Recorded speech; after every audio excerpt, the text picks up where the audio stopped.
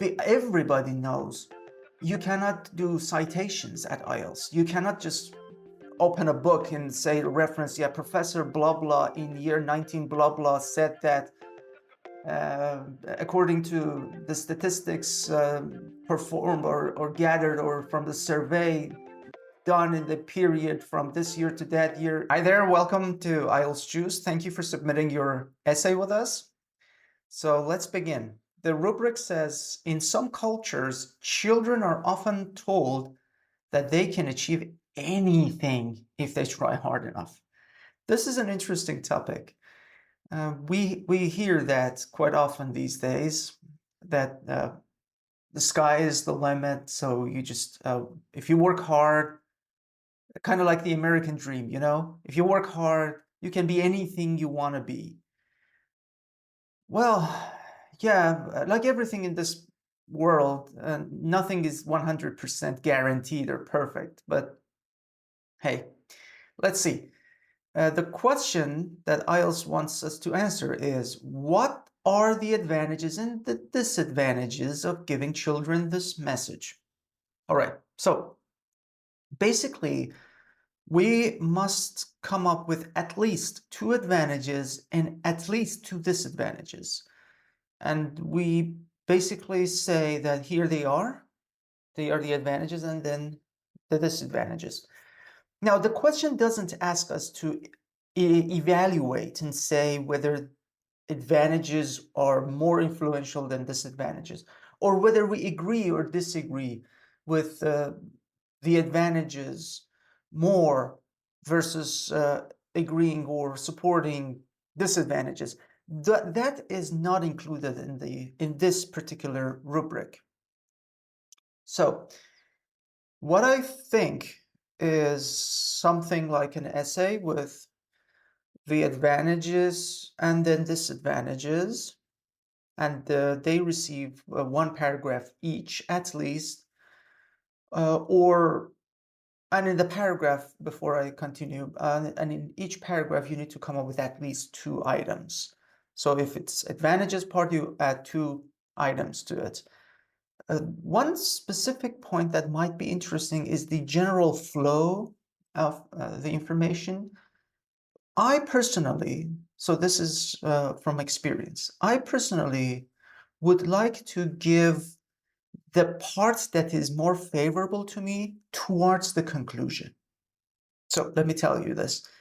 If you wish to see more disadvantages, or if you wish to place disadvantages higher than advantages, what you do is you start with the introduction, then you say the advantages, and then you come up with disadvantages, and then you give your conclusion.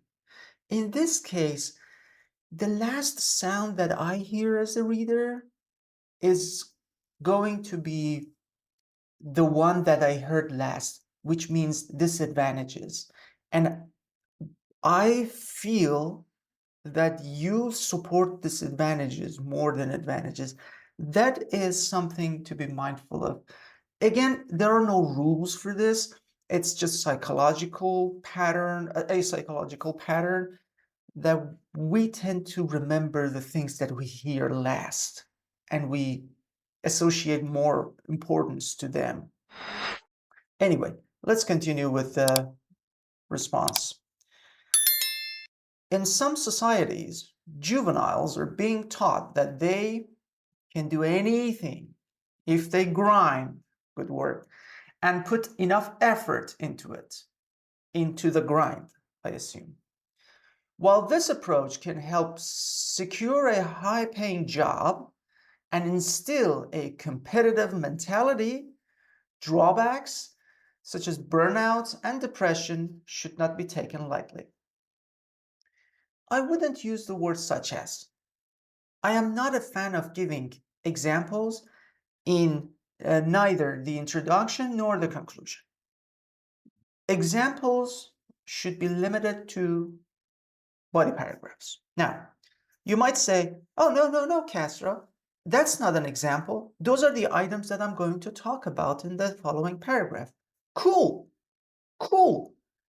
So they are not, that's exactly my point. They are not examples, because example means you have a ton of elements, you just pick one or two to show me. Like, hey, look, this is a basket filled with oranges. Take one. Look at this. You see how smell it? It smells beautiful. Open it up, peel it. You see how sweet it is? That's an example. You know, this is the whole basket is filled with these oranges. That is the core meaning of an example. You cannot just say, yeah, I would like two, and you take two and you say, yeah, those are the examples. They're not examples. If you just want two oranges, you know, take them. But they're not examples. You're not there to buy the whole basket. You just need two oranges, done. You and your girlfriend or you and your boyfriend feel like, I don't know, whoever it is, you and your close friend would like to have an orange. So one for you, one for your close friend, done. Instead, I would say drawbacks, namely burnout and depression. Or rephrase this sentence by saying drawbacks, two of comma, the top two would be burnout and depression, and you close the comma. You know, it's going to be a bracketing comma. Should not be taken lightly. In that case, you actually name the items. They are not examples. They are real items that you wish to talk about. So I would change this discourse marker. Teaching toddlers and adolescents. Toddlers are children. Adolescents are not children. But let's see. Teaching toddlers and adolescents good work ethics and never to give up when facing an obstacle will play a vital role in their future career success. Good. Good. Hardworking individual. I assume this matches the introduction, like securing a high-paying job and instilling a competitive mentality. So we're going to talk about high-paying jobs and work ethics, and the other one is going to be facing obstacles, you know, and to just never give up, something related to mentality. So it's the same message, but with different words. Good. Hardworking individuals usually have the best careers, and most of them have been taught since childhood that one of the keys to success is to strive for the top no matter what the cost is. Okay, so we're talking about hardworking individuals. Usually have the best careers, yeah.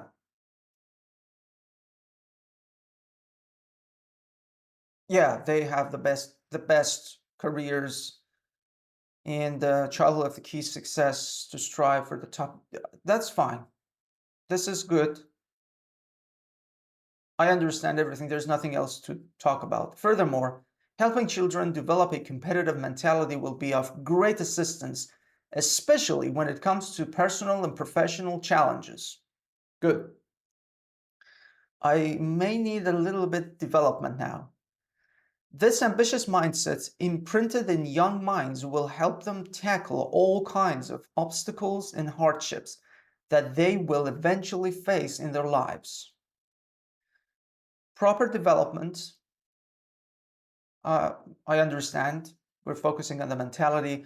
For instance, studies have shown that youngsters who have been brought up with a resilient mentality are more likely to perform better in school and their future jobs. Okay, I like it. I understand now. I was expecting two independent sections, but they are intertwined. So hardworking people have a set of mentality, and hardworking people work hard and they have the best jobs. And also that mentality needs to be taught when they're brought up. They need to be resilient, and that also contributes to hardworking. They intertwine. These two elements are entangled, and you presented both of them in this way. I understand the logic. It's a legitimate logic, and there's an example and also some follow-up. The example is rather generic. Again, you see, for instance, okay, I'm looking for an instance, but we say studies have shown that youngsters who have been brought up with a resilient mentality are more likely to perform better. How better? Uh, how likely in school and their future jobs? Nobody's going to check. You can come up with a particular study and you can come up with some numbers. Everybody knows you cannot do citations at IELTS. You cannot just open a book and say reference, yeah, Professor blah blah in year 19 blah blah said that according to the statistics performed or gathered or from the survey done in the period from this year to that year in the region called blah blah, I don't know, over 60.7% of the male candidates had this mentality, while the female rate was 50 something percent, and it's according to this factor and that factor. We don't have access to that. Everybody knows it. The IELTS knows it. The examiner knows it. Everybody knows that. You are not allowed to lie. But if you're going to say something, you might as well say something that is not something you can Google and they eventually find out that it's a mistake. You cannot say that Barack Obama was the president of Colombia. That's a lie. That's wrong. I mean, it takes only 10 seconds to Google it and realize that it's wrong. So don't go that far, but you can say, for instance, a study done in my country back in 2010 showed that.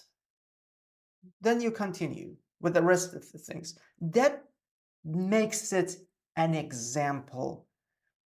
This is very generic. Again, the discourse marker is not used accurately here. This is not really an instance.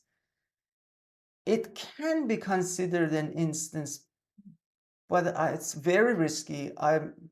It's my obligation to tell you that this is a risky move. It will get you into trouble.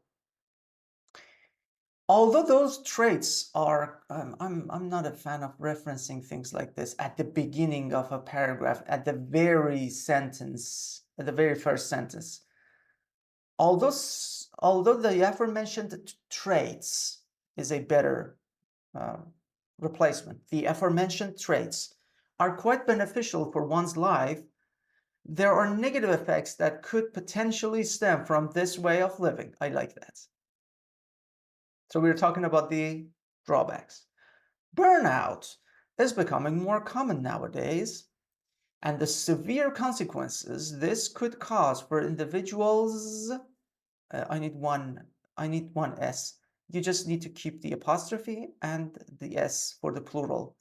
This one, basically you remove it.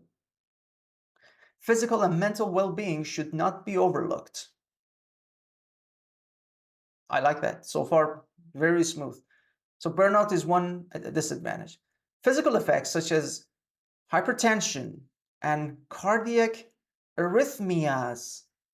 Whoa! Where do these words come from?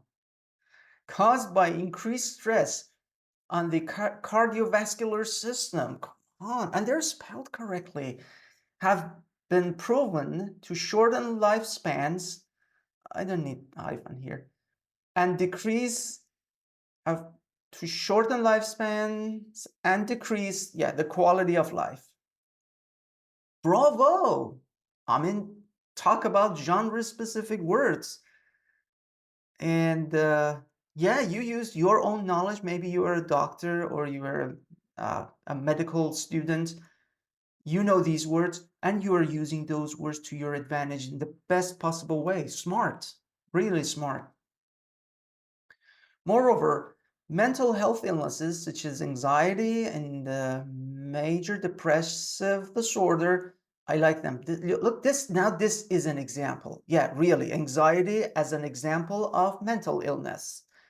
Depression as an example of a mental illness. Now, you see, this is the correct or the accurate use of such as are becoming more prevalent. And one of the primary etiologies, holy moly, is stress. Come on, this is not genre specific, but it's an uncommon word used accurately here. Bravo. I like the semicolons here. It is great. It is proven that those diseases, I wouldn't use these, those, this, that, because we will not be there. You can see me. You can see my hands move. You can see my gesture when I read. You can see my reaction now to your writing. The issue is when you say these and those, you are not with me. I cannot see your hand. I cannot see whether you're pointing at further items or nearer items. Please, okay? Just try to use better referencing. Like these and those and this and that, they're okay in spoken English, but in written English, use better elements, better referencing, like the former, the latter, the aforementioned, the one stated above, I don't know, the items discussed so far, things like that. Instead of this, that, these, those. Simply, they're not wrong, simply because I will not be there to totally understand whether you're pointing at further elements or nearer elements, and that doesn't make sense in a writing piece. Diseases might lead to thoughts of self-harm. Oh. And studies have shown that suicide rates are at an all-time high. And I have a lot of ands. And, and, okay. And immediate actions should be taken to help the younger generation. Maybe it could be rephrased like, which could call for immediate actions to help the young generation. You know, something like that. You need something with should. Instead of and, maybe you can paraphrase the whole thing. This, you can say something like, which in some cases, it is preferable or it is advisable to call for immediate actions taken on in such circumstances to help the younger generation. The younger generation? Younger than what? Yeah, the young generation. The younger.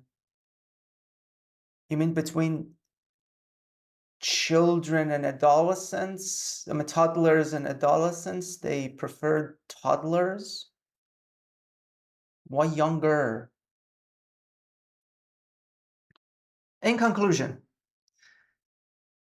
that's understandable.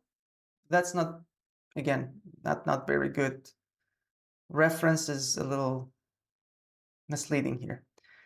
In conclusion, encouraging children to aim for the top and secure their future by working hard is advantageous, and helping them develop a competing mentality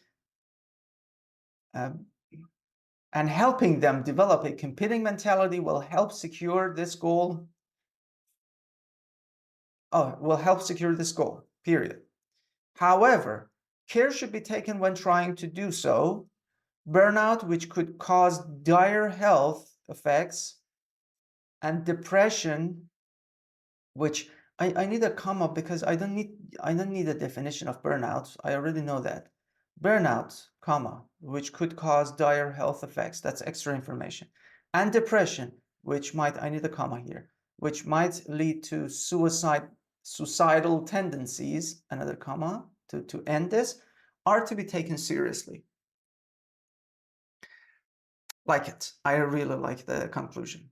Conclusion is very, very clear, to the point. You know, when as we get to the conclusion, it feels like we actually need more commas. The punctuation needs more work, and a little bit in connection, we need a little bit more work. So the cohesion needs to be more natural. It's done skillfully, but it needs more work. 372 words. Well, looking at the band descriptors, there isn't much to say about task response other than good job answering that. Basically said 2 advantages and 2 disadvantages, and we understood that we should not lose sight of the disadvantages: burnout, mental disorders. Really enjoyed reading them. So the question is addressed and developed in full. Everything IELTS wanted you to present, you already presented. As for coherence and cohesion, the organization of the information is sequential. I really liked it. From the introduction to the conclusion, all the way through, I knew which part I'm looking at. And that was beautiful. There were small issues with transitions. And from one sentence to another, that wasn't natural. We had some small issues. We had an overuse of and some inappropriate use of discourse markers that generally contributed to the 7. Yeah, the paragraphing is great, except the first body paragraph I didn't understand until I read the whole thing. So it wasn't clear like right away, but it was logical, skillful. Anyway, the best thing I can tell you is how well you use your wide range of vocabulary, and you use them skillfully. I really enjoyed reading them. I didn't see any major errors. Again, except maybe when you say for instance, it's not exactly an instance. So you need to change it to another word. Or you could use more natural phrases instead of saying and. You could come up with better vocabulary. So you could use some uncommon lexical items more professionally and more naturally. As for grammar, apart from just a few, there was a hyphen mistake in we needed 3-4 more commas and an apostrophe. So basically no structure errors, but punctuation mistakes. And the range, I saw relative clauses, reduced relative clauses, and also defining and non-defining relative clauses. Yes, but I wished we could see other grammatical structures. So the range was sufficient for this purpose, but it wasn't wide. And you were very careful about this. I'm not encouraging you to go wild and come up with just some crazy grammatical structures and put them in your essay. No, because then your accuracy might go down. Your consistency might go down. This approach is much better. When you are doing a grammatical structure, you are 100% sure of its accuracy. That's the correct approach. And that's what I really like about your essay. Well, on that note, there is nothing further to say. but to wish you a lovely day ahead. Take care.